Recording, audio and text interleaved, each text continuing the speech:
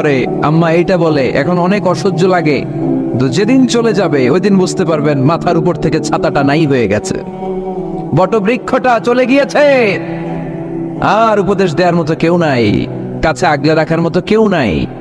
এজন্য আব্বা আম্মা থাকতে আমরা যেন আব্বা আম্মার কাছ থেকে দোয়া চাই। আব্বা আম্মার দোয়া কোনোদিন আল্লাহ তাআলা ফিরিয়ে দেয়। আমরা আব্বা আম্মারে রেখে দিয়ে অমুক দরবারে যাই, অমুক দরবারে যে দোয়া চাই, আসল বড় দরবার যে আমার ঘরে এটাই বলে যাই।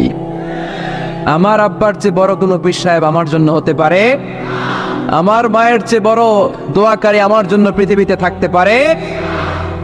পৃথিবীর সবাই মিলে, সব আল্লাহর ওলিরা মিলে কোরআন খতম দিয়ে এখানে ফু দিল একটা গ্লাসের পানির ভিতরে, আপনার আম্মা কিংবা আব্বা শুধু বিসমিল্লাহ বলে আরেকটা গ্লাসের পানির মধ্যে ফু দিল, মায়ের দোয়াটা মুহূর্তেই কবুল করে নিবে কে?